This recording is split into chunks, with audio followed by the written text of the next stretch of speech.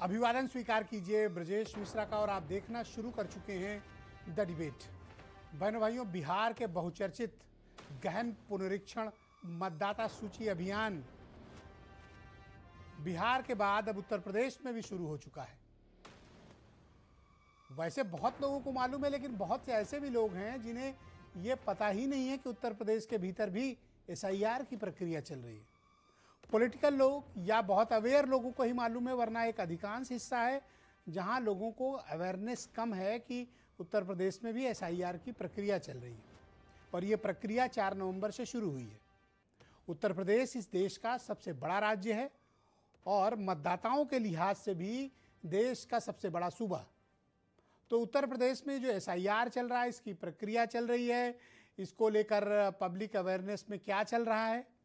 बिहार में बहुत से लोग और बुद्धिजीवी और तमाम विपक्ष भी, जो बीजेपी के खिलाफ पार्टियां हैं, वो आरोप लगाती हैं कि एसआईआर का बहुत लाभ बीजेपी और एनडीए गठबंधन को बिहार में मिला, तो उसको लेकर उत्तर प्रदेश में भी विपक्ष असहज है। आज हम इस विषय की चर्चा करेंगे कि यूपी का जो एसआईआर चल रहा है उसमें अवेयरनेस कितनी है और वो कहाँ तक पहुँचा और उसमें क्या क्या रिक्वायरमेंट्स हैं, वो लोगों के पार्टिसिपेशन कितना है और पॉलिटिकल पार्टियां उस पर क्या कर रही हैं। आज चर्चा इसी विषय की। बहन भाइयों, एसआईआर एक बेहद संवेदनशील राजनीतिक मसला भी है। राजनीतिक दलों में खास तौर पर अपोजिशन के लिए वो एक बड़े मुद्दे के तौर पर रहा है, लेकिन बिहार में भले ही लाखों लोगों के नाम काटे गए हों, लेकिन बिहार में कोई ऐसा विजिबल विरोध एसआईआर के खास तौर पर सुप्रीम कोर्ट के उस आदेश के बाद देखने को नहीं मिला, जहां पर आधार के लागू होने के बाद किसी प्रकार का कोई बड़ा विजिबल विरोध रहा हो। लेकिन एसआईआर को अपोजिशन ने बिहार में एक बड़े मुद्दे के रूप में प्रस्तुत किया था। अब एसआईआर सिर्फ बिहार में ही नहीं हो रहा, देश के 11 राज्यों में और अब असम में भी शुरू हो चुका है। और उनमें से एक राज्य है हमारा उत्तर प्रदेश, जहां एसआईआर की प्रक्रिया बीते 4 नवंबर से प्रारंभ हो चुकी है। बहनों भाइयों, मैं पिछले 2 दिनों से बहुत लोगों से मैंने बात की। लोगों को पता है कि एसआईआर होना है या हो रहा है, लेकिन एसआईआर में लोगों की पार्टिसिपेशन, लोगों की भागीदारी और जन जागरूकता, उत्तर प्रदेश में इसका बड़ा अभाव है। या तो फॉर्म वितरित नहीं हो रहे हैं, या फॉर्म लोगों तक मिल नहीं रहे हैं, और या मिल रहे हैं तो लोगों में असमंजस है बहुत तरह का। और लोगों में हालांकि कोई ऐसी विरोध नहीं हो रहा है इसका कि यूपी में एसआईआर का कोई विरोध हो रहा हो, लेकिन ये एक बड़ी सच्चाई है कि इसको सिर्फ बीएलओ यानी बूथ लेवल ऑफिसर और बीएलए यानी बूथ लेवल एजेंट, जो पॉलिटिकल पार्टी तय करती हैं, इनके भरोसे ही चुनाव आयोग ने पूरी एसआईआर की प्रक्रिया को छोड़ दिया है। कोई जन जागरूकता अभियान नहीं चल रहा है, कोई पब्लिक अवेयरनेस की बड़ी कैंपेन मीडिया में नहीं चल रही है, ना ऑनलाइन ना ऑफलाइन। जबकि करोड़ों मतदाताओं का नाम जुड़ना, घटना, इसमें बहुत चीजें होनी है और समय है सिर्फ 4 दिसंबर तक का। 4 नवंबर से 4 दिसंबर तक एसआईआर के फॉर्म भरे जाएंगे। उसके बाद फिर इसके तकरीबन महीने भर लगेगा। इसमें एक ड्राफ्ट सूची आएगी, ड्राफ्ट सूची के बाद आपत्तियां और दावे होंगे और फिर 30 जनवरी 2026 को इसकी एक लिस्ट आएगी। उसके बाद फरवरी में इसे प्रकाशित कर दिया जाएगा। 31 जनवरी को दावा और आपत्तियों का निष्पादन और 4 फरवरी को फाइनल ड्राफ्ट आ जाएगा, फाइनल लिस्ट आ जाएगी मतदाता सूची की। तो बहनों भाइयों, इसके लिए आवश्यक यह है कि सिर्फ राजनीतिक दलों के भरोसे, सत्ता पक्ष हो या प्रतिपक्ष, उसके भरोसे इतनी बड़ी मतदाता सूची को चुनाव आयोग कैसे छोड़ सकता है। चुनाव आयोग को खुद चाहिए कि वो लोगों के बीच एक अवेयरनेस ड्राइव चलाए और लोगों के बीच इस बात की जागरूकता चलाए कि एसआईआर की ये प्रक्रिया चल रही है, यहाँ हम बूथ लगा रहे हैं, यहाँ लोग मिलेंगे, ये पोजीशंस होंगी और इसके लिए प्रॉपर मशीनरी, जो प्रशासनिक मशीनरी है, उसका इस्तेमाल करके लोगों तक पहुंचना चाहिए। मैंने आज बहुत लोगों से बात की कि क्या आपको फॉर्म मिला। अधिकांश लोग इस बात को थे उन्हें फॉर्म मिला नहीं अभी तक। हालांकि परेशान होने की बात नहीं है, अभी 4 दिसंबर तक का वक्त है। आप इसे वेबसाइट पर जाके ऑनलाइन कर सकते हैं, लेकिन बहुत लोगों को ऑनलाइन चीज़ें नहीं पता। इस देश में तमाम लोग बड़ी गरीबी, तंगाली में भी रहते हैं, इंटरनेट का एक्सेस बहुत लोगों तक नहीं है भी तो उन्हें मालूम नहीं है। लिहाजा घर घर ये फॉर्म पहुंचाने की ज़रूरत है और इसे सिर्फ राजनीतिक दलों के भरोसे नहीं छोड़ना चाहिए। ये एक बड़े कंसर्न का विषय है और इस पर चर्चा होनी चाहिए, इसका समाधान। और ये सिर्फ राजनीतिक दलों के लिए ये नहीं छोड़ा जाना चाहिए। जैसे मैं देखता हूँ चुनाव आयोग जितनी बार भी प्रेस कॉन्फ्रेंस होती है, हर बार ये कहता है कि वो राजनीतिक दलों के बीएलओ तैनात होते हैं और बीएलओ हमने लगा दिए। बीएलओ कौन होते हैं? शिक्षा मित्र होते हैं, अनुदेशक होते हैं, इस तरह के होते हैं। और राजनीतिक दलों में बहुत लोगों में जागरूकता है, पार्टियों में बहुत से में नहीं भी है, कि बहुत को फर्क भी नहीं पड़ता है। तो ऐसे में सिर्फ इनके भरोसे छोड़ देने का विषय नहीं, बल्कि मुझे ऐसा लगता है कि एक मास अवेयरनेस कैंपेन चुनाव आयोग को, डिस्ट्रिक्ट एडमिनिस्ट्रेशन को और चुनाव से जुड़ी सारी मशीनरी को चलाने की ज़रूरत है, ताकि जो वैलिड वैध मतदाता हैं कहीं इस प्रक्रिया में वो ना रह जाएं। यही सबसे बड़ा कंसर्न है। और आज चर्चा इसी विषय की करेंगे। ये विषय इसलिए बहुत इम्पॉर्टेंट हो गया है क्योंकि बिहार के परिणाम के बाद बहुत से लोग भौचक हैं कि एनडीए को इतना अपार बहुमत कैसे और क्यों मिला। आप कुछ स्टेटमेंट सुने, फिर आज की डिबेट को हम आगे बढ़ाएंगे। राहुल गांधी ने वोट चोरी का मुद्दा बिहार में उठाया। कहाँ गई उनकी पार्टी? 6 सीटों पे सिमट गई। वो तालाब में कूद गए। मैंने कहा नदी में कूदो, चाहे कुआं में कूदो, चाहे तेजस्वी यादव को लेकर के कूदो, चाहे अखिलेश यादव को भी लेकर के कूदो, लेकिन ये मतदाता सूची का शुद्धिकरण का जो काम है ये लोकतंत्र का पवित्र यज्ञ है। और जब शुद्धिकरण का काम हो जाएगा तो उस पर आरोप लगाएंगे। तो इस आरोप को जनता नकार चुकी है और बिहार से संदेश दे चुकी है। SIR ठीक चुनाव से 1 महीने पहले आया और जहाँ पे 69 लाख वोट्स काटे गए और 24 लाख लगभग नए वोट जोड़े गए। और कहीं ना कहीं इलेक्शन कमीशन ने जब लिस्ट मांगी गई कि कौन नए वोटर्स जुड़ रहे हैं, तो यह लिस्ट अभी तक इलेक्शन कमीशन दे नहीं पाया है। तो कहीं ना कहीं देखने को मिला है कि SIR की रणनीति के तहत जिस समय ये लाया गया है, बिहार के चुनाव जीते गए हैं भारतीय जनता पार्टी द्वारा और इलेक्शन कमीशन द्वारा। निश्चित इनके गलत इरादों को पूरा नहीं होने देंगे। जो चुनाव आयोग और भाजपा मिलकर करना चाहते हैं, हमारा एक एक कार्यकर्ता डटकर उस पर काम कर रहा है और निश्चित तौर से उन सभी चीज़ों को पूरा करेगा जो इस SIR में चीज़ें मांगी जा रही हैं। तो बहनों भाइयों, आज की इस डिबेट को हम आगे बढ़ाएंगे। आलोक अवस्थी उत्तर प्रदेश में भारतीय जनता पार्टी के प्रवक्ता हैं। IP सिंह समाजवादी पार्टी के राष्ट्रीय प्रवक्ता। प्रियंका गुप्ता मेरे साथ मौजूद हैं, कांग्रेस कमेटी से हैं। अरुण राजभर SBSP ओम प्रकाश राजभर की पार्टी के राष्ट्रीय प्रवक्ता हैं। और चुनाव आयोग के फॉर्मर ज्वाइंट डायरेक्टर मोहम्मद अमीन साहब हमें दिल्ली से ज्वाइन कर रहे हैं। सुनील शुक्ला जी जाने माने पत्रकार और वीरेंद्र सिंह जी हमारे स्टेट हेड, आप सभी का स्वागत और धन्यवाद। अमीन साहब, मैं कार्यक्रम की शुरुआत आपसे करना चाहता हूं और मुझे ये बताइए, हमारे दर्शकों को बताइए कि जब इतनी बड़ी SIR की प्रक्रिया शुरू हो तो एक लोगों के बीच एडमिनिस्ट्रेशन को, इलेक्शन मशीनरी को एक बड़े अवेयरनेस कैंपेन की आवश्यकता है। क्या ऐसा हो पा रहा है या फिर जो प्रक्रिया चल रही है वो सहज और सामान्य है? राजेश जी, जहां तक आपको पता है कि अभी बिहार के अंदर SIR प्रक्रिया भी हुई और जल्दी में हुई। रीजन क्या था कि वहां पर इलेक्शन एकदम से आ रहे थे, इसलिए वहां पर कराना जरूरी था। इसके लिए विपक्ष ने बहुत आग्रह किया था कि हमारे वोट काटे गए हैं और रूलिंग पार्टी के वोट जोड़े गए हैं। इस बात को इसलिए शुद्धिकरण जरूरी था। और स्पेशल जो है रिवीजन हुआ, उसके अंदर आपने देखा कि 65 लाख वोट काटे गए और करीब 20-22 लाख जो वोटर थे वो जोड़े भी गए यंग। अब सवाल इस बात का है, मैं सब जानना चाहता हूं आपसे भी और आपके दर्शकों से, सभी से इस बात का मुझे समझदारी से जवाब दिया जाए। ये इलेक्शन कमीशन का काम है, एक संवैधानिक प्रक्रिया है। 51-52 से इलेक्शन शुरू हुए तब से शुरू आ रही है। और आपने देखा होगा, पहले आपको याद होगा कि जो वोटर ID कार्ड बनते थे उनके चेहरे पहचान में नहीं आते थे, काले काले होते थे, धब्बेदार होते थे, पता भी नहीं चलता था चेहरा किसका है क्या है। तो समय समय पर इलेक्शन कमीशन हमेशा रिवीजन करता आया है और करने के बाद उसने कोशिश की है कि जो पीछे कमियां रह गई हैं उनको दूर करके आगे अच्छा से अच्छा प्रेजेंटेशन किया जाए। तो आप देखिएगा, फिर कुछ दिन बाद आपको कलर वोटर ID कार्ड मिलने लगे, डिटेल सही होने लगे। उसके बाद देखिए अब डिजिटल हो गया है, डिजिटल आपका प्लेटफॉर्म में सभी की जगह है और डिजिटल की बात है। अब आपको कोई जरूरत नहीं है ले जाने की, आप मोबाइल में भी दिखा सकते हैं अपना वोटर ID कार्ड, अपनी आइडेंटिटी दिखा सकते हैं, सब कुछ है, एवरीथिंग अवेलेबल। आप जाएंगे पोलिंग स्टेशन पे तो हर चीज उससे भी रिकॉर्ड मिलाया जा सकता है।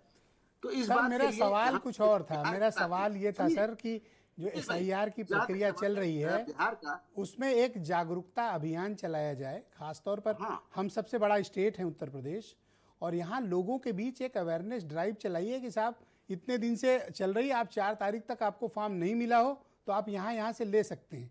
मैं इसलिए कह रहा हूँ, मैं 2-3 दिन से बात कर रहा हूँ, लोगों को बड़ी संख्या में फॉर्म मिले नहीं है और लोगों को पता भी नहीं है। हाँ, जहां तक सवाल है बिहार का, तो बिहार के अंदर किया गया था, बिहार के अंदर 4 लाख, बिहार के अंदर 4 लाख हमारे वॉलंटियर भी, पेड वॉलंटियर लगाए गए थे। बाकी पार्टियों से भी अनुरोध किया गया था कि अपने BLAs लगाइए, जिसमें कि प्रक्रिया में बिल्कुल स्पष्टीकरण बिल्कुल आ जाए, क्रिस्टल क्लियर होना चाहिए, बिल्कुल पानी की तरह सफेद होना चाहिए, हर चीज मिली वहां पर। अब यहाँ पर सवाल इस बात का, जो 12 स्टेट का किया गया अनाउंस, उसमें आपको याद होना चाहिए कि हमारे यहाँ एक स्वीप डिपार्टमेंट है इलेक्शन कमीशन का, वो आज से नहीं, शुरू से ही प्रचार करता आया है, वोटर को अवेयरनेस के लिए किया जाता है, गांव गांव में जाते हैं हमारे यहाँ तो। और हमारे हर जिले निर्वाचन अधिकारी को ये पूरी पावर है कि वो किस तरीके से करेंगे, पेपर में ऐड देंगे, क्या करेंगे, कैसे करेंगे। सर मैं आपको बताऊं कि उत्तर प्रदेश के किसी जिले में कोई अवेयरनेस कैंपेन नहीं। ये सपा, भाजपा, कांग्रेस, ये जो पॉलिटिकल पार्टी हैं, यही जो मेहनत कर रहे हैं, बाकी इलेक्शन मशीनरी कुछ नहीं कर रही है। हाँ, तो इस बात का जैसे आपने आज ध्यान किया है, लोगों को भी पता चलता है इस बात का। लेकिन आपको मैं एक चीज बता दूं कि आज अमेरिका में क्या हो रहा है, सब हमारी दुनिया को पता है और हमारे लोग बहुत ही अवेयर हैं, पढ़े लिखे हैं। लेकिन वोटर का भी अपना राइट है। देखिए, वोटर का भी अपना राइट है। हमारे BLO को तो है जानना जरूरी है, वो वेरिफिकेशन के लिए जाएगा। लोग अपना ऑनलाइन कर सकते हैं, अपना फॉर्म निकाल सकते हैं ऑनलाइन। आपको पता है, सभी को पता है इस बात का, और अवेयर है लोग। लेकिन फिर भी अवेयरनेस की जरूरत है। मैं समझता आपका सुझाव इलेक्शन कमीशन जाना चाहिए और जाएगा। धन्यवाद सर। कमियां हैं जाएंगी। मैं आलोक अवस्थी जी को इनवाइट करता हूं परिचर्चा में। भारतीय जनता पार्टी के प्रवक्ता हैं। आलोक जी, स्वागत है आपका। इतनी बड़ी SIR की प्रक्रिया चल रही है, इसको सिर्फ राजनीतिक दलों के भरोसे छोड़ देना ठीक है, या फिर आप भी ये चाहते हैं कि इसका एक जागरूकता अभियान चले ताकि जो वैध मतदाता हैं कहीं वो छूट ना जाएं? निश्चित रूप से इसका वैध तरीके से और इसका प्रचार होना चाहिए। आपकी बात अपनी जगह पर सही है। और विशेष गहन परीक्षण और स्पेशल इंटेंसिव रिवीजन SIR जिसको बोलते हैं, 27 अक्टूबर 2025 को इसकी घोषणा चुनाव आयोग ने देश भर में करी थी और सभी अखबारों, सभी मीडिया ने इसको दिखाया था कि ये अभियान 12 राज्यों में शुरू हो रहा है। हम अपनी तैयारी बता सकते हैं कि हमने हर गांव, गली, शहर, बूथ, हर व्यक्ति तक जाने का हमने जो है कार्यक्रम बना रखा है। जिला एवं विधानसभा में वार रूम बनाए हैं हमने, बूथ प्रवासी हमने बनाए हैं, BLA 1, BLA 2 बनाए हैं, जो हर घर जाकर के घर घर संपर्क करके लोगों की मदद करेंगे। अब मैं कहना चाहूँगा कि SIR क्यों जरूरी है। बिहार के अंदर 65 लाख मतदाताओं के नाम हटाए गए। 22 लाख मतदाता ऐसे थे जो स्वर्ग से आते और अपना वोट डालते। 7 लाख वोटर ऐसे थे जिनके पंजीकरण कई जगह वोटर पाए गए और 36 लाख मतदाता स्थानांतरित हो गए थे, यानी कि वो एक राज्य से दूसरे राज्य में अपने नौकरी, अपनी पेशा के लिए गए और उन्होंने अपना मतदाता वहाँ पे परीक्षण चेंज करा दिया। एक भी बूथ पे या एक भी कहीं किसी भी पार्टी ने या कोई भी शिकायत करता ऐसा नहीं मिला कि उसको अपना नाम वोटर लिस्ट में ना मिला हो, यानी कि जो मतदाता था वो मतदाता ने अपना वोट डाला है। तो राहुल गांधी का जो प्रोपेगेंडा था, 2 बार उन्होंने प्रेस कॉन्फ्रेंस करी है और दोनों बार उन्होंने जो है देश से झूठ बोला है। सुप्रीम कोर्ट में भी वो गए, सुप्रीम कोर्ट में भी चुनाव आयोग के कार्यों को सुप्रीम कोर्ट ने अपनी मोहर लगाई है। अब भारत के चुनाव आयोग ने जो देश भर में मतदाता पुनरीक्षण चल रहा है उसमें और पारदर्शिता आएगी। अवैध प्रवासी जो आते हैं, घुसपैठिए, वो हटेंगे, फर्जी मतदाता हटेंगे और जहाँ पे मर गए हैं या दोहरा वोट चढ़ गया है या जो अपात्र नागरिक हैं वो हटेंगे। इसमें क्या बुराई है। और 20 साल पहले SIR हुआ था। SIR पहली बार नहीं हो रहा है। अब 20 साल बाद क्या SIR नहीं होना चाहिए? हमारे यहाँ तो BLO दे गया है, मेरे ख्याल से बहुत सारे लोगों के यहाँ BLO जो है मतलब पहुंचा रहे हैं और अपनी पहुंच कर रहे हैं। अरे आप तो बड़े नेता हैं, आपके घर तो BLO दे ही जाएगा, लेकिन बहुत से लोगों के यहाँ नहीं भी पहुंचा है। नहीं, हमारे घर को कोई BLO, कोई हमारे घर में कोई बोर्ड नहीं लगा है भारतीय जनता पार्टी का कि BLO जाने का, कि भाजपा का नेता हर घर में दिया है। मैं अपार्टमेंट में रहता हूँ, हर घर मतदाता सूची पे देख करके वो गया है। मेरे बेटे का नहीं आया है तो बताया कि उसका दूसरा BLO के पास है, वो लेकर के आएगा। तो इंतजार करना चाहिए, BLO पहुंच रहे हैं। अगर आप जागरूक मतदाता हैं तो आपको भी जो है इंटरनेट के माध्यम से या अपने BLO के नंबर प्रकाशित किए गए हैं, आप अपना वोट को, अपना फॉर्म मंगा करके दोबारा से भर के जमा कर दीजिए। क्या बुराई है इसमें? अच्छा एक बात बताइए, आपने कहा कि आप गांव-गांव जा रहे हैं, गली-गली जा रहे हैं, बूथ-बूथ जा रहे हैं।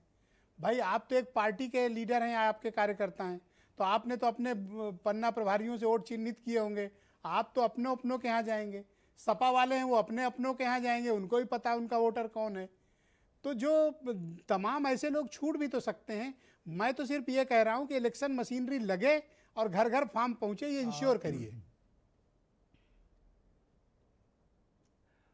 निश्चित रूप से ये चुनाव आयोग की जिम्मेदारी है कि वो हर मतदाता तक पहुंचे, और मतदाता का अधिकार है कि वो अपना मतदान जरूर करे। हमारे पास कार्यकर्ताओं की पूरी फौज है, संगठन है, हम अपने नेटवर्क के जरिए, संगठन के जरिए भी संपर्क कर रहे हैं, जागरूक कर रहे हैं, और मुझे लगता है सभी राजनीतिक पार्टियों को अपने कार्यकर्ताओं को लगाना चाहिए। अब जिनके कार्यकर्ता ही पलायन कर गए हैं या दूसरी पार्टियों में चले गए हैं या घर बैठ गए हैं, उसके लिए तो हम नहीं कर सकते, लेकिन हम मतदाताओं में कोई भेद नहीं करते हैं। हम हर घर जाएंगे, चाहे वो मतदाता हमको वोट दे या ना दे, हम हर मतदाता के घर जाएंगे और हम उनकी मदद करेंगे कि उनका जो है मुसलमानों के मतदान से वो वंचित ना होने पाए और उनका बीएलओ जो है उनके घर पहुंचे। मुसलमानों के यहाँ भी जाएंगे? हाँ, क्यों नहीं जाएंगे? मुसलमान का वही देश का पूछ रहा हूं नागरिक ना। नहीं है, या मुसलमान वोट नहीं देते हैं? नहीं, बिल्कुल हम हर ठीक व्यक्ति बात क्या है। जाएंगे ब्रजेश जी? नहीं, मैं अपने दर्शकों को इंश्योर कर रहा था कि आलोक जी की पार्टी मुसलमानों के यहाँ भी जाएगी, उनको चिंता करने की जरूरत नहीं है। मैं आईपी सिंह को इनवाइट करता हूँ। सभी क्या जाएंगे? हमने कहा ना, हर मतदाता क्या जाएंगे, चाहे वो किसी धर्म या किसी वर्ग का हो। बहुत शुक्रिया। मैं पार्टी के कार्यकर्ता जाते हैं। आईपी सिंह हमारे साथ मौजूद हैं, समाजवादी पार्टी के राष्ट्रीय प्रवक्ता। आईपी सिंह जी, स्वागत है आपका। ये आपने पीडीए प्रहरी सिर्फ बना दिया है या वाकई में आपकी पार्टी कंसर्न है और बूथों पर जाकर या जनता के बीच जाकर आप लोग सक्रियता से फॉर्म बट रहे हैं? क्योंकि अब मैंने बहुत लोगों से बात की, ख़ास तौर पर लखनऊ में ही मैंने बात की बहुत लोगों से, और अपने जनपद में भी, कौशाम्बी में भी बात की, तो तमाम लोगों को या तो अवेयरनेस नहीं है या पता तो है कि चल रही है प्रक्रिया, लेकिन फॉर्म नहीं पहुंचा है। तो ये फॉर्म पहुंचे सब तक ये इंश्योर करने की जिम्मेदारी किसकी है? देखिए, स्थिति तो बहुत ही चिंताजनक है, और सबसे पहले श्री केशव प्रसाद मौर्य जी जो कैबिनेट मिनिस्टर हैं, उन्होंने आपत्तिजनक बात कही है। वो खुद अपना चुनाव हार गए थे, और अभी बीजेपी के प्रवक्ता बड़ी बातें कह रहे थे। मैं उन्हें ये बताना चाहता हूँ कि भाई 11 वर्षों से केंद्र में आपकी सरकार है, 9 वर्षों से उत्तर प्रदेश में है, उसके बाद इसकी ऐसी ज़रूरत क्यों पड़ी? और अगर आपने ठीक ठाक रखा था तो 2024 में प्रचंड जीत समाजवादी पार्टी और गठबंधन की हुई। तो मैं ये कहना चाहता हूँ कि जैसे ये फॉर्म है आदरणीय ब्रजेश जी, ये फॉर्म मेरे पास रखा हुआ है, मैं कोई चैलेंज फॉर्म मिला है या आपने डाउनलोड किया? लेकिन कैमरे के सामने सुन लीजिए, ये कैमरे के सामने आलोक जी इसको भर दें, जो कहेंगे वो मैं उनकी शर्त मान लूंगा। कैमरे के सामने इस फॉर्म को भर दें, और आदरणीय ब्रजेश जी, मैं गारंटी के साथ कहता हूं, मेधावी छात्रों को, जो अभ्यर्थी हैं, जो पीसीएस आईएएस की प्रिपरेशन कर रहे हैं, उनको प्राइमा फेसी फॉर्म दे दीजिए। They are not able to fulfil this form. सवाल ये है कि ये सार था कि स्पेशल समरी रिवीजन की एक प्रक्रिया थी, और जो आर्टिकल है 324 के तहत जन प्रतिनिधित्व अधिनियम 1950 ये कहता है। Alok ji please wait, Alok ji please wait, इनको अपनी बात कह लेने दें, आपको मैं समझ मुझे बोल लेने दीजिए। हाँ, आप बोलिए। उन बिंदुओं को प्रकाशित कर दें कि उस फॉर्म में क्या तकनीकी बात खराबी है। मुझे लगता है कि उसमें आप क्लैरिफिकेशन दे देंगे उनको। ये सवाल नहीं, ये सुन लीजिए भाई, मुझे अपनी बात कह लेने दीजिए। सवाल यह है कि मैं कह रहा हूं कि यह चुनौती जो संवैधानिक अधिकार है, उस अधिकार का जो खुद सरकार हनन कर रही है, और बीजेपी क्यों कंसर्न्ड है? ये तो ऑटोनोमस बॉडी ये खुद कहते हैं। 1950 का जो जनप्रतिनिधित्व कानून है वो इसको कहता है कि नहीं साहब, समय समय पर आपको करना है। और चुनाव आयोग ने 11 करोड़ मतदाता जोड़ने का 24 और 25 में किया था। महीने भर 2025 पूरा हो रहा है, उसमें 2 करोड़ युवाओं को जोड़ना है। लेकिन जो वोट चोरी का इन्होंने जो तरीका तलाशा, वो उसमें इनको सफलता मिलती जा रही, इनकी सरकार है। मैं यही कहूँगा कि जिन 12 राज्यों में FIR चल रही है, SIR के तहत ये सब सारी प्रक्रिया चल रही है। अच्छा, मैं मेरे यही कुछ कहना सवाल हैं चाहता आपके हूं लिए कि नियत ठीक नहीं आपने है। पीडीए ये प्रहरी बात- बनाए हैं, आपकी पार्टी को क्या फीडबैक मिल रहा है? क्या फॉर्म लोगों तक पहुंच रहा है, नहीं पहुंच रहा है? और अगर पहुंच रहा है, जैसा आप बता रहे थे कि इस फॉर्म को भरना चुनौती है, क्या कठिनाई आ रही? थोड़ा बताइए तो हम लोग सुने, आयोग भी सुनेगा, इस कठिनाई को दूर कराया जाए। आप कोई दुश्मन थोड़ी हैं। ब्रजेश जी, एक बात करूंगा। सर अमीन साहब प्लीज वेट, आयोग जरा से आईपी नहीं, सिंह कंप्लीट कर ले, फिर मैं आलोक आता जी- हूँ। आलोक जी को मैं कोई चुनौती नहीं दे रहा हूँ। अरे चुनौती वो कोई- सामान्य, वो तो नेता है। मैं समझता हूं कि वो दर्द समझे जनता का, इसलिए मैंने ये बात कही। मैं कोई उन्हें चुनौती नहीं देता कि आप उसको फुलफिल करिए, भरिए। लेकिन सवाल ये है कि चुनाव आयोग को ये सरल पद्धति नजर आ सकती है जी, लेकिन बहुत ही कॉम्प्लिकेटेड है। मैं खुद बताऊं ब्रजेश जी, ये फॉर्म मेरा है और ये मेरा बेटा अभी आया हुआ बेंगलोर, कल जा रहा है। मैंने कहा बेटा इसको बैठ के भर लिया जाए। 2 बार बैठे, हम लोग नहीं भर पाए। सवाल ये है कि किस उलझन में ये देश को ये सरकार डालना चाहती है।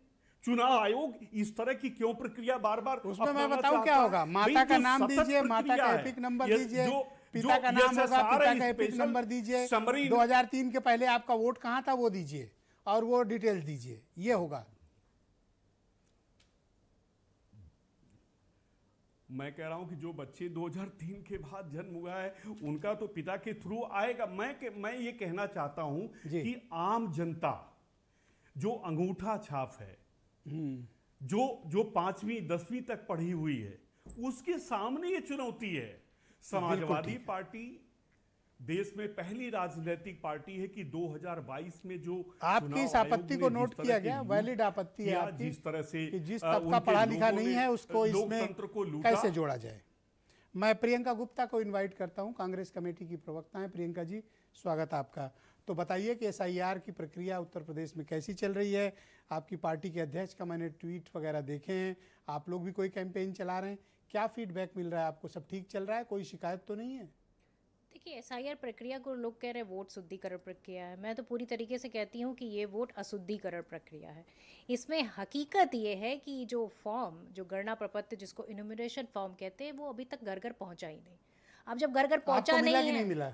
नहीं, हम भी जनता की कैटेगरी में आते हैं, नहीं मिला। आपको और नहीं मिला? आपको मैं बताऊं, अभी अगर आप ऑनलाइन कहाँ, में लखनऊ में रहती है ना? जी, अगर ऑनलाइन अगर मैं डाउनलोड करने की बात करूं तो पक्का वो आप आलोक जी कैप्चा, के मोहल्ले में नहीं रहती वो होंगी। कैप्चा भर भर के दुखी है, कैप्चा भर भर के दुखी है, लेकिन वो डाउनलोड नहीं हो पा रहा। अरे दूसरी आईपी चीज, सिंह जी को मिला है, वो कह रहे हैं। अरे भाई देखिए, और एक सुनिए पार्टी प्रवक्ता कह रही सुनिए, नहीं, ये मैं तो 2 झूठ इनके बोल रही हूँ। टोल फ्री नंबर भी हैं, 1950 ये और डाउनलोड किया हुआ है, डाउनलोड किया हुआ है। IP Singh ji, please wait, sir. अपनी अपनी बारी में बोलिए, सर। 629886 इस पे आप फोन मिला लीजिए। मैंने तो आज दिन में 5 से 7 बार मिलाया, और अभी भी मैं आपको मिला के दिखा दूंगी, तो ये टू टू करता रहेगा। तो इनको देने से क्या फायदा भाई? इतनी गरीब तो है नहीं हमारे देश की जो है इलेक्शन कमीशन। हजारों करोड़ का चुनाव होता है, एक वेबसाइट नहीं बना पाती अच्छी। और वेबसाइट तो छोड़ दीजिए, अभी आपको शॉपिंग की कोई आपने वेबसाइट वेबसाइट से डाउनलोड किया? बिल्कुल उसी की वो बात नहीं कर रही हुआ? हूँ मैं। अगर मैं शॉपिंग की वेबसाइट पे जाऊंगी तो अभी 2 मिनट में पैसे भी कट जाएंगे और OTP भी आ जाएगा और सारा काम हो जाएगा। पर ये जो अरे वो सरकारी एक अलग लेवल वेबसाइट की है, टेक्नोलॉजी है। अरे भाई ये टेक्नोलॉजी यहाँ क्यों नहीं आ जाती? अब हमारी ये तो सरकार मैं क्या नहीं इतनी जानता गरीब क्यों नहीं है? है। हजारों करोड़ का चुनाव लड़ती है और ये एक वेबसाइट ढंग की नहीं बना सकती। ओके। खैर, अब हम आ रहे हैं यहाँ पर आलोक जी की बात पर। आलोक जी कह रहे हैं 22 लाख लोग जो है, करीबन 21 लाख के करीब ऊपर से आके वोट डाल गए। अरे भाई सरकार तो आपकी थी, वहां चल रही थी, क्यों नहीं आपने पहले हटा दिया? क्यों आप जो 2024 का चुनाव डाल नहीं गए, मरे डालने हुए आपके लोगों नाम को आपने हटाए डाल गए। शब्द गलत मत यूज कोट किया, करिए। आपने डाल गए शब्द यूज किया, इसीलिए मैं आप उसी पे आ रही हटवाए हूँ। है चुनाव आयोग ने, नहीं हमने नहीं नहीं, हटवाए आपने हैं। कहा वो कि 22 लाख मरे हुए लोगों के नाम 22 लाख चढ़े हुए थे लोग बिहार मरे की हुए मतदाता स्वर्ग से सूची में। आकर वोट डाल के चले गए। अरे भाई किसने रोका था आपको? 2024 का चुनाव स्वर्ग आपने से आके उन्हीं वोट मरे लोगों डालते के हैं, मैंने यही कहा। वोट से जीत तो लिया क्या? स्वर्गवासी जो हो गए उनका वोट क्यों पड़ा था अरे वोटों भाई में? आप बताइए, रोका किसने था? आप पहले क्यों नहीं कर पाए अरे इसको? आप लोग हम मुझसे बात करें, आपस में पहला राउंड और है। दूसरी चीज हाँ, मैं अपनी अपनी पूछना बात चाहती हूँ कि ये अगर कह रहे हैं कि एक राज्य से दूसरे राज्य में चले गए, तो फिर भर भर के उड़ीसा से और भर भर के जो है गुजरात से ये ट्रेनिंग क्यों ला रहे थे? फ्री में लोगों को लेकर आए, वोट डलवाया। अरे जब दूसरे राज्यों में चले गए अच्छा, थे एक तो बात उनको बताओ, वही चलो वोट बिहार डालने का देते रिजल्ट आप। आ गया, अभी आप लोगों ने उससे क्या सीखा? देखिए, हम पूरी तरीके से इस प्रक्रिया का विरोध करते कम से हैं। कम जितने कार्यकर्ता हो यहीं लगो। नहीं, कार्यकर्ता लगने की बात नहीं है सर। देखिए, सबसे बड़ी चीज ये है कि ये मनमर्जी का काम है। इनके बीएलओ किसका नाम डालेंगे, किसका नहीं डालेंगे, वो इनके ऊपर डिपेंड करेगा। इसलिए उसमें किसका नाम आएगा, किसका नहीं आएगा, ये भगवान मालिक है। प्रक्रिया कोई भी साफ सुथरी नहीं है। अगर फॉर्म 6 का डिटेल मांगो तो आपको देंगे नहीं, फॉर्म 7 की डिटेल मांगो आपको देंगे नहीं। आपको ऐसी लिस्ट पकड़ा देंगे इलेक्टोरल रोल की जिसको आप डाउनलोड नहीं कर क्या सकते। कांग्रेस पार्टी ने एसआईआर के लिए बूथ लेवल एजेंट्स तैनात किए हैं? देखिए, कांग्रेस पार्टी ने पूरी तरीके से इस प्रक्रिया का विरोध करने का पूरा फैसला लिया हुआ है। फर्स्ट वीक ऑफ दिसंबर में एक बड़ी रैली करने जा रहे हैं। जिन 12 राज्यों में ये प्रक्रिया चल रही है वो बहिष्कार पूरी करेंगे। तरीके से, बिल्कुल पूरी तरीके से इसका विरोध करने जा रहे हैं, क्योंकि ये प्रक्रिया शुद्धिकरण प्रक्रिया नहीं है। क्योंकि आज भी उस वोटर लिस्ट में ऐसे, जो बिहार में अभी वोटर लिस्ट आई है उसमें वोटर लिस्ट मैडम, आप शुद्धिकरण के first बाद week of लगभग दिसंबर में आप 2000 रैली मकान करेंगी। ऐसे हैं जिसमें 100 से ज्यादा और लोग मैं अभी भी आपको रह एक रहे हैं। अपडेट देना चाहता हूं कि 4 दिसंबर को ये विंडो क्लोज हो जाएगा। देखिए, विंडो क्लोज हो जाएगा, पर कितने लोग इसमें वोट डाल पाएंगे ये बड़ा एक सवाल हो पाएगा। ऑल राइट, अरुण राजभर को मैं आमंत्रित करता हूं। बीएसपी के राष्ट्रीय प्रवक्ता हैं। अरुण जी, स्वागत आपका। तो बताइए, ये एसआईआर की प्रक्रिया उत्तर प्रदेश में क्या ठीक चल रही है, या फिर हमें और पब्लिक जन जागरूकता की ज़रूरत है, ताकि गांव के, ग्रामीण क्षेत्र के, या जो कम पढ़े लिखे हैं या बिल्कुल पढ़े लिखे नहीं हमारे भाई बहन हैं, उनको भी सम्मिलित किया जाए और कोई छूटने ना पाए जो वैध मतदाता हो? देखिए, ये बहुत ही महत्वपूर्ण समय चल रहा है लोकतंत्र को मजबूत करने के लिए और लोकतंत्र में वैध मतदाताओं को शुद्धिकरण में शामिल होने के लिए, कि जो एक सबसे बड़ी बीमारी आती थी कि जिन लोगों का मृतक हो चुके हैं, 20 सालों में जितने मृतक हुए हैं, आज भी वोटर लिस्ट में उनका नाम चल रहा है। जो लोग अपना शहर छोड़ करके दूसरे राज्य में चले गए हैं, उनका भी आज भी उसी में चल रहा है। लेकिन अगर ये वैध मतदाताओं को उनका अधिकार देने का अभियान चल रहा है, वोटर लिस्ट शुद्धिकरण का अभियान चल रहा है, तो ये उन मतदाताओं को अपने लोकतंत्र के प्रति सजग कर रहा है, अपने हकों के लिए सजग कर रहा है। तो ये इसमें सभी को सहयोग करने की जरूरत है और जागरूकता फैलाने की जरूरत है। ये बात सही है कि ग्रामीण क्षेत्रों में इस समय खेती किसानी का समय चल रहा है और लोग झोंक करके खेती किसानी में काम कर रहे हैं। जो भी वोटर लिस्ट से संबंधित बीएलए जा रहे हैं गांव में, तो कुछ लोग मिल रहे हैं, कुछ लोग नहीं मिल रहे हैं। लेकिन ये सही है कि जो पर्ची मिली हुई है वो लगभग कुछ लोगों तक पहुंच चुकी है, कुछ लोगों तक नहीं पहुंची है, लेकिन वो पीछे से जाएगी, क्योंकि एक बहुत बड़ा समाज है और इस समाज में हर तरह के लोग हैं। इसमें नेगेटिव लोग हैं, पॉजिटिव लोग हैं। और जिस तरीके से अभी आपने देखा, सपा के प्रवक्ता ने चिट्ठी दिखा रहे थे, एक वो अपना फॉर्म भर नहीं पा रहे हैं। आपको याद होगा कि जब विधान परिषद का चुनाव हो रहा था, तो ये सरकार चलाने वाले 20 साल वाले फॉर्म नहीं भर पा रहे हैं और 28 वर्ष वाले को विधान परिषद में भेजने की तैयारी कर दे रहे हैं, बाद में खारिज हो जा रहा है। तो इसी तरीके से इनके मतदाता है, इनके वोटर है, या इनके कार्यकर्ता है जो एक फॉर्म तक सही से नहीं भर सकते। अच्छा, आपका जो समर्थक वर्ग है या जिन लोगों के बीच आप लोग ट्रेवल करते हैं, उनको क्या इनको क्या फीडबैक मिल रहा है, और क्या आपके वोटर्स तक सही अवेयरनेस? आईपी सिंह जी, सर मैं ये वाली डिबेट नहीं करता हूँ, मैं आप सबसे क्षमा चाहता हूँ। कृपया अपनी बारी में बोलें, अपनी बारी में बोलें, इतना संयम होना चाहिए। आईपी सिंह जी, अरे सर कैसी क्या कर रहे हैं सर? सर पहला राउंड है, आप किसी को बोलने। आईपी सिंह जी प्लीज, आप ऐसा ना करें, आप एक सीनियर प्रवक्ता हैं सर, आपसे ऐसी उम्मीद नहीं है। अरुण जी, आप अपनी बात कंप्लीट करो, मुझे केवल इतना बताओ कि क्या जन जागरूकता अभियान पर्याप्त चल रहा है? आईपी सिंह जी कृपया शांत हो जाएं। आईपी सिंह जी ऐसा ना करें, क्या जन जागरूकता अभियान पर्याप्त है? राजभर जी, इस तरह की सर इस तरह ना बोलें सर, एक सेकंड रुक जाएं। आईपी सिंह जी संयम रखिए सर। आईपी सिंह जी, सर आप इस तरह अपमानित कर रहे हो सर एक पिछड़े समाज के प्रवक्ता को सर। आईपी सिंह जी, ये शोभा नहीं देता आपको। ओके, राजभर जी बोलिए। मैंने क्या कह दिया, मिट्टी लग गई। इस तरह के लड़के सर ऐसे मत बोलो सर, आप भी लड़के रहे हो सर, इस तरह की ऐसी भाषा और शब्दावली गलत है सर। आप किसी का अपमान मत करिए सर डिबेट में, गलत बात है। नो, मैं बिल्कुल स्वीकार नहीं करूंगा सर, ना बिल्कुल नहीं सर, आप इस तरह किसी का अपमान मत करिए। आईपी सिंह जी बोलिए, आप राजभर जी। अति पिछड़े के नाम पर सर ये देखो गलत, आप ये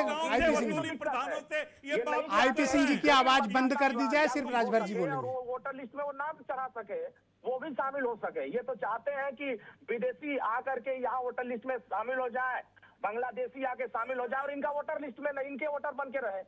अगर उनका अच्छा, वोटर एक बात नाम मुझे बताओ, रहा आप है, उनकी फर्जी बात छोड़ो, लोग मुझे आ एक रहे सवाल हैं, का सही जवाब लोग आ रहे हैं, तो दो। दिक्कत आप किस मेरे बात एक की हो सवाल रही का है? जवाब दो। क्या पब्लिक में इस बात की पर्याप्त जागरूकता है गांव ग्रामीण के क्षेत्रों में कि लोगों को सही नहीं, जानकारी है, उनके इसमें फॉर्म वगैरह दुरुस्त एक भरे जा अभियान रहे हैं? जबरदस्त चलानी चाहिए, इस तरीके से अभियान चलाने चाहिए, ब्लॉक लेवल तक, तहसील लेवल तक, ग्राम पंचायत स्तर तक बाजा बजा करके करना चाहिए, होर्डिंग लगा के करना चाहिए, पोस्टर लगा के करना चाहिए। सोशल एग्जैक्टली, मीडिया मैं पर भी प्रचार वही कह करना रहा हूँ चाहिए, कि टीवी लोगों के अखबारों में चलना बीच चाहिए। इलेक्शन मशीनरी लगे, चुनाव आयोग, प्रशासन, इस सबको लोगों के बीच जागरूकता अभियान चलाना चाहिए। बिल्कुल चलानी चाहिए, पूरे लोकल जिले प्रशासन सिर्फ को आप इस पे गंभीर राजनीतिक अभियान दलों के चलाते हैं। भरोसे ये मतदाता सूची नहीं छोड़ी जानी चाहिए। अब हम मैं इस अपने बात की समाज के डिमांड लोगों कर को रहा हूँ जागरूक कर लिए, जी। हम अपने समाज में अपने संगठन के लोगों को बता दिए, लेकिन जो समाज एकदम अशिक्षित है उसको तो जानकारियां नहीं हो पा रही है। Exactly. फार्म चला गया, उसके यहाँ कोई ऐसा पढ़ा लिखा आदमी नहीं है जो उसके फार्म को भर सके, लेकिन बीएलए जो उनके गांव के लोग हैं, अब हर व्यक्ति किसी फार्म नहीं भरेंगे। लेकिन अब जिम्मेदारी यह है कि इसमें जन जागरूकता चलाने की जरूरत है, इसका डेट भी बढ़ाने की जरूरत है कि अगर ये 4 तारीख से पहले ये क्लोज हो जाएगा तो आगे बहुत सारे लोग छूट जाएंगे। ओके, इसका डेट आगे थैंक बढ़ा यू। करके देखिए, बड़ी बहुत इंपॉर्टेंट बात कही तरीके आपने से कि अशिक्षित ग्रामीण क्षेत्र के लोगों को सुविधा दी जानी चाहिए कि ये जो फॉर्म का कॉम्प्लिकेशन है जिसका जिक्र अभी आईपी सिंह कर रहे थे, लोगों को इसको भरने में इसको कुछ आसानी की जानी चाहिए। मैं सुनील शुक्ला जी को आमंत्रित करता हूं, बहुत ही जाने माने पत्रकार हैं। सुनील जी, आप मुझे बताइए कि एसआईआर की प्रक्रिया जो उत्तर प्रदेश में चल रही है, क्या पर्याप्त जन जागरूकता है या फिर सिर्फ ये पॉलिटिकल पार्टीज के और बीएलओज के भरोसे ही चल रहा है? धन्यवाद ब्रजेश जी। एक तो एसआईआर की प्रक्रिया ही गैर संवैधानिक है। आवेदन पत्र भर करके मतदाता सूची में शामिल होने की प्रक्रिया इस देश में कभी नहीं रही। 1952 में जो पहली मतदाता सूची बनी उसमें भी निर्वाचन आयोग ने अपने प्रतिनिधियों को घर घर भेजा और लगातार यही क्रम चलता रहा। मैं भी मतदाता हूं, मैंने कोई आवेदन पत्र नहीं भरा। यह प्रक्रिया कीजिए और किस दुनिया के किसी भी देश में, जिस किसी भी देश में आवेदन पत्र भर करके मतदाता सूची तैयार करने की कोशिश की गई, उसमें 30 से 35% योग्य मतदाता सूची से वंचित रह गए। विकसित देशों की बात कर लीजिए, हमारे देश में तो कभी नहीं रही। ये प्रक्रिया ही गलत है। दूसरी चीज यह है कि आप अगर आप घर घर बीएलओ को भेज रहे हैं, घर घर जाकर के और लोगों को देखे और उनका नाम शामिल करें, उनका नाम बाहर करें। अगर कोई मृतक व्यक्ति, 59 लाख लोगों के नाम बिहार में कटे हैं, आप बता सकते हैं कि कौन लोग हैं जो मृतक की श्रेणी में आए हैं? कोई लिस्ट है आपके पास? बड़ी संख्या में लाखों लोगों का नाम विस्थापितों के मैंने अपना माइग्रेट कर देने के नाम पर काटा गया। प्रोफेसर राकेश सिन्हा साहब दिल्ली विश्वविद्यालय में प्रोफेसर हैं, वो दिल्ली में भी मतदान करते हैं, बिहार में मतदान करते हैं। वो भी आप माइग्रेशन के नाम पर भी अपने लोगों का नाम नहीं काट पाए आप। विशेष रेलगाड़ियां चलाई गई हरियाणा से और गुजरात से जो यात्रियों को लेकर के बिहार गई, वो भी माइग्रेटर लोगों का नाम आप नहीं काट पाया।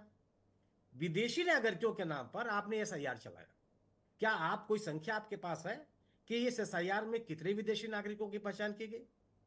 वो कौन कौन से नागरिक? 59 लाख विदेशी नागरिक थे जी। ये बात होनी चाहिए। सवाल इस बात का है कि ये पूरे मतदाता सूची में नागरिकों को शामिल करने का काम निर्वाचन राजनीतिक दलों के भरोसे नहीं छोड़ा जा सकता। हम भारतीय नागरिक हैं। किसी मैं वही कंसर्न उठाया मैंने कि सिर्फ बीएलओज या बूथ लेवल एजेंट जो पॉलिटिकल पार्टीज के हैं, क्या इनके भरोसे इतनी संवेदनशील मतदाता सूची को छोड़ देना सही है? और क्या आप ये मानते हैं कि जन जागरूकता है, लोगों को पता है, खुद से फॉर्म भर दे रहे हैं जो आईपी सिंह नहीं भर पा रहे हैं, ऐसा वो क्लेम कर रहे हैं? नहीं, आप अधिकांश आवेदन पत्र होते हैं ब्रजेश जी जो आप नहीं भर सकते। मैं अपना ड्राइविंग लाइसेंस का रिन्यूअल कराने गया, मैं नहीं भर पाया, मुझे सहारा लेना पड़ा कैफे का, वहां जाकर उसने भरा। सवाल इस बात का नहीं है। सवाल यह है कि आप यह आवेदन पत्र लिया ही क्यों जा रहा है? और सर्वोच्च न्यायालय ने इस प्रक्रिया को वैध नहीं ठहराया है, उस पर कोई आदेश नहीं दिया। अभी भी सुनवाई चल रही है वहां। और सर्वोच्च न्यायालय ने आधार कार्ड को शामिल करने की बात सर्वोच्च न्यायालय ने कही। थैंक यू शुक्ला जी, हमारे साथ कृपया बने रहिएगा। मैं इस डिबेट को थोड़ा आगे बढ़ाना चाहता हूँ। वीरेंद्र जी हमारे स्टेट हेड कार्यक्रम में जुड़ चुके हैं। वीरेंद्र जी, स्वागत आपका। तो बताइए, उत्तर प्रदेश में एसआईआर की प्रक्रिया कैसी चल रही है? देखिए, प्रक्रिया में फॉर्म घरों पर पहुंचाए जा रहे हैं, ये बात सही है, लोगों के घरों पर पहुंचे हैं और पहुंच भी रहे हैं।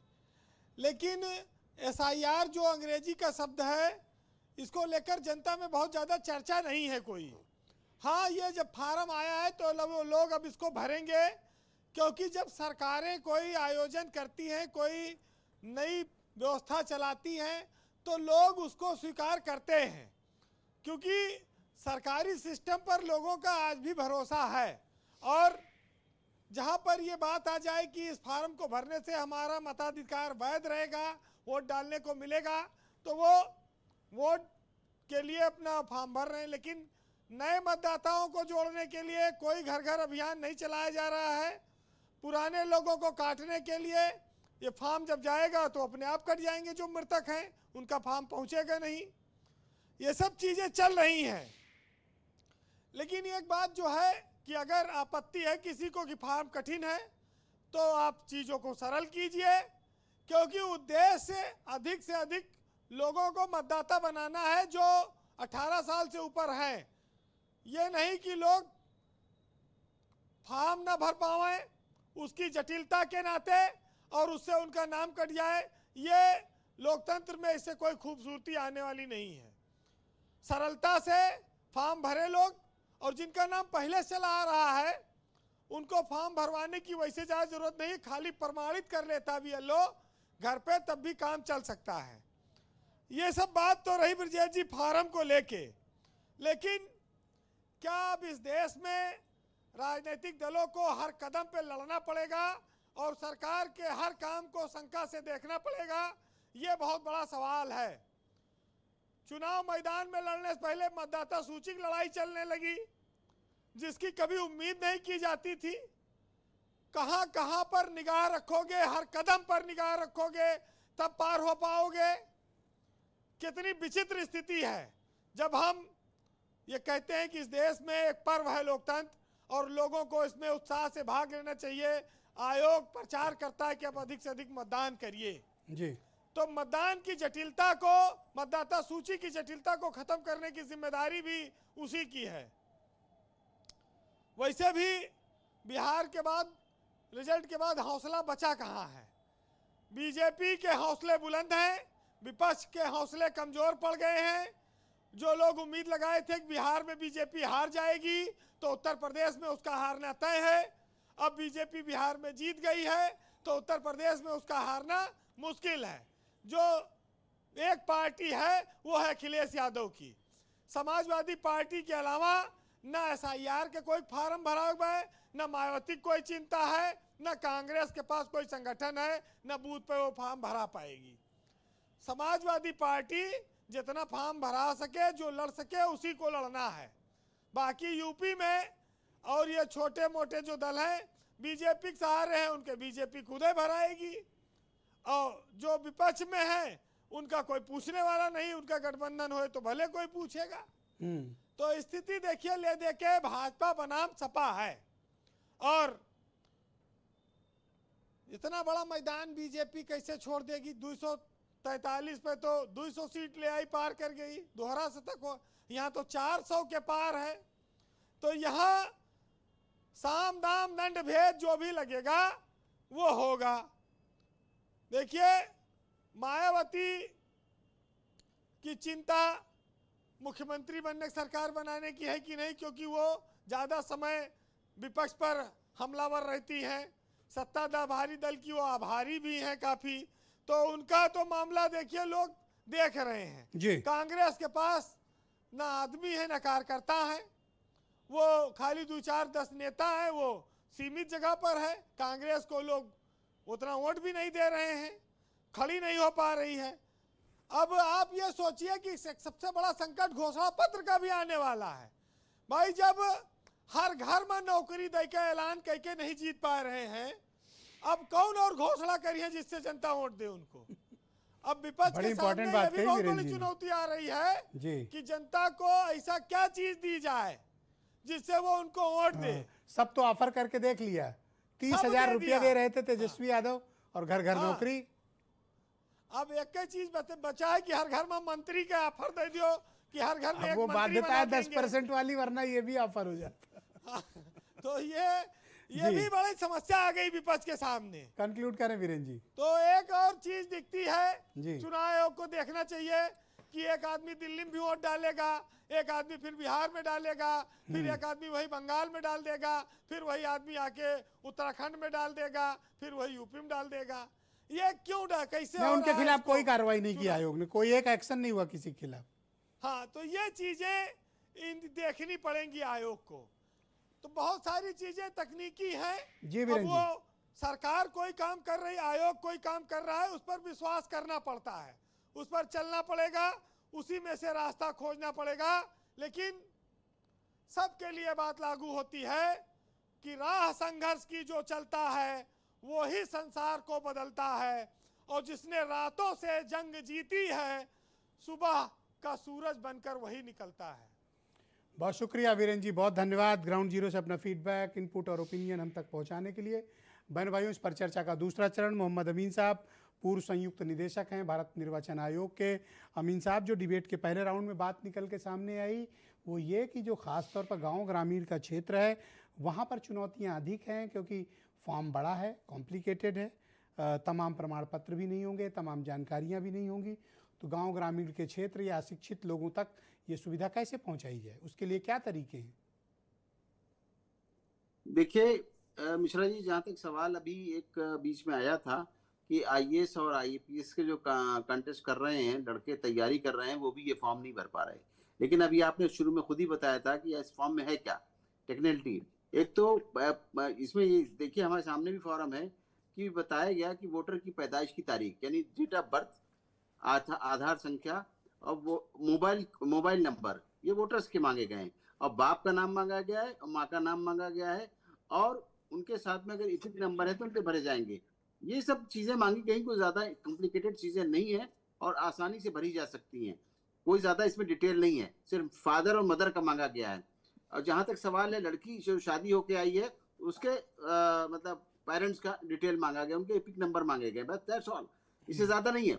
लेकिन जहां तक सवाल है यहाँ पर जो हमारे बीएलओज हैं, उनके बीएलओज की ड्यूटी है, उनको गाइड भी किया गया है। आपको याद होगा कि पहले जब हमारे बीएलओज जाते थे तो फार्म भी भर के आते थे और उसकी रिसीट भी दे के आते थे, ऐसा नहीं है।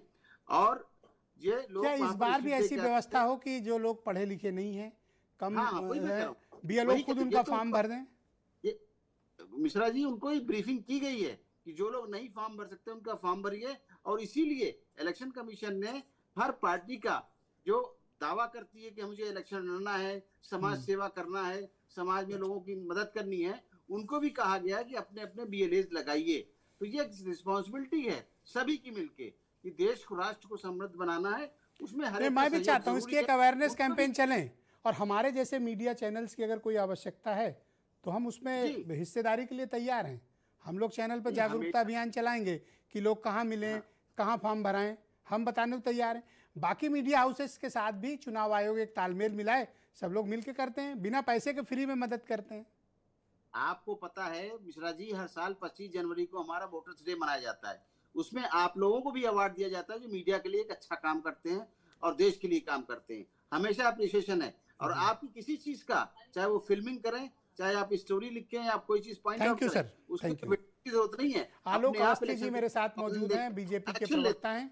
आलोक जी, मैं आपसे जानना चाहता हूं, डिबेट के पहले चरण में 2-3 विषय निकल कर सामने आए और आपके सहयोगी ने भी ये बात रखी कि एक तो समय बढ़ाया जाए, दूसरा जो अशिक्षित लोग हैं या जो नहीं भर सकते किन्हीं वजहों से फॉर्म, उनको एक असिस्टेंस प्रोवाइड कराया जाए, और अगर डेट खत्म हो रही हो तो डेट बढ़ा भी दी जाए। ब्रिजेश जी, देश में चुनाव वर्षों से होते आ रहे हैं और चुनाव में नाम वोटर जोड़ने के, हटाने के या नाम ट्रांसफ़र करने के फॉर्म 6, 7 और 8 हमेशा से लागू हैं, वो आज भी लागू हैं, कोई प्रक्रिया बदली नहीं गई है। और जिनके साथ असुविधा थी उनके साथ हमारे जो चुनाव आयोग के अधिकारी हैं उन्होंने बताया है कि उसके लिए बीएलए को ट्रेंड किया गया है। यहाँ 2-3 चीज़ों को कुछ वक्ताओं के द्वारा गलत ढंग से प्रस्तुतिकरण किया गया, मैं उन पर विशेष ध्यान दिलाना चाहता हूँ। पहली बात तो उसमें कोई आवेदन पत्र नहीं देना है। जो वोटर ऑलरेडी हैं उनकी फ़ोटो के साथ फॉर्म जो है घर पे आ रहा है। जो सुनील शुक्ला जी कह रहे थे कि आवेदन करना है, आवेदन नहीं करना है, फॉर्म आएगा और आपको उसमें सिर्फ अपना नाम, अपना इलेक्शन आईडी नंबर जो आपके पास ऑलरेडी पहले से इशूड है वही भरना है, अपना टेलीफोन नंबर भर देना है, माता पिता का नाम भर देना है, इतना आसान है उसको आप लोग जटिल बता रहे हैं। दूसरा मेरा ये कहना है कि आवेदन पत्र में जहाँ पर आप भरते हैं फॉर्म 6 या फॉर्म 7 या फॉर्म 8, ये तो हटाया नहीं गया है। तो कोई भी नया वोटर जो अभी बालिग होकर आ रहा है उसको अपना नया फॉर्म उसी तरीके से भरना है जैसे पहले भरा जाता था। तो कौन सा पहाड़ टूट गया है? तो नकली वोटर हटने ना पाए, मरा हुआ वोटर हटने ना पाए, विदेशी नागरिक हटने ना पाए, इसलिए इतने नाच दिखाए जा रहे हैं। राहुल गांधी जी अगर इतने ही सीरियस थे तो उनके सहयोगी तेजस्वी यादव के 2-2 EPIC कार्ड कैसे बने हुए थे, 2 जगह से मतदाता कैसे थे वो?